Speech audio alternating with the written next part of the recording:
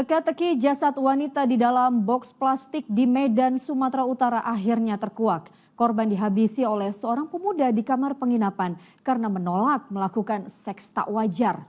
Dalam kasus ini, polisi menetapkan 2 tersangka yang memiliki peran berbeda.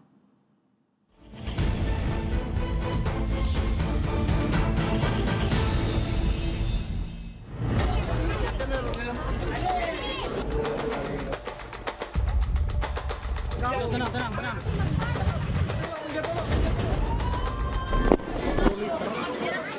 Suasana siang di pinggir Sungai Denai, Kota Medan, Sumatera Utara pada Selasa 10 Maret lalu tak seperti biasanya. Sebuah boks plastik putih yang mengundang kecurigaan dan rasa penasaran. Sempat dikira bangkai hewan karena bau menyengat, ternyata isinya adalah jasad wanita.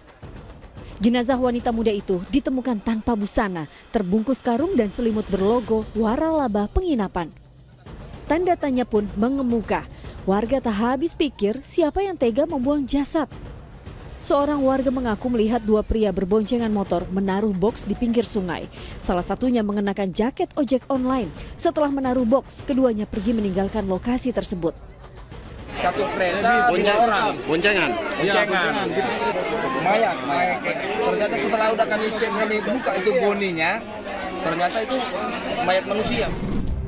Pernyataan warga ditindaklanjuti polisi yang langsung mengidentifikasi pelaku melalui kamera CCTV di sekitar lokasi. Hingga akhirnya misteri pembunuhan pun terpecahkan. Polisi menangkap kedua tersangka di lokasi berbeda kurang dari 6 jam. Dalang pembunuhan dibekuk ketika sedang bersama kekasihnya. Hasil pemeriksaan pun mengungkap motif dan cara tersangka menghabisi teman kencan yang baru dikenalnya dari media sosial. Pria 19 tahun itu melakukan tindakan bejat lantaran sakit hati korban menolak melakukan adegan seks tidak wajar saat keduanya di kamar penginapan. Emosi yang memuncak, tersangka lantas menganiaya korban menggunakan selimut hingga terkulai lemas. Ketika korban tidak berdaya, disitulah pelaku melampiaskan hasratnya hingga wanita 19 tahun itu meninggal dunia karena kehabisan nafas. Sadar aksi durjananya akan berbuntut panjang, ia berupaya menghilangkan jejak dengan mencuri ponsel dan cincin korban. Namun ada saya tambahkan satu obsesi, kenapa tersangka melakukan hal kekerasan seksual tidak wajar. Karena tersangka kerap kali menonton salah satu aplikasi video seksual tidak wajar. CCTV penginapan merekam tindak tanduk tersangka saat ingin menghilangkan jejak pembunuhan. Setelah menghabisi nyawa korban, tersangka lantas kebingungan membuang jasad. Ia lalu menghubungi temannya yang merupakan sopir ojek online untuk meminta bantuan. Mengetahui adanya niat jahat, teman pelaku awalnya menolak. Namun karena terus didesak, temannya pun luluh setelah dijanjikan dibayari uang sewa indekos selama 1 bulan.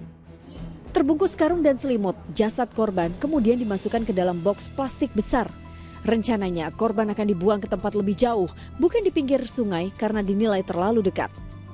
Namun saat di perjalanan, ia kesulitan membawa boks menggunakan motor. Tersangka lantas meletakkan di pinggir sungai, keduanya lalu pergi meninggalkan lokasi.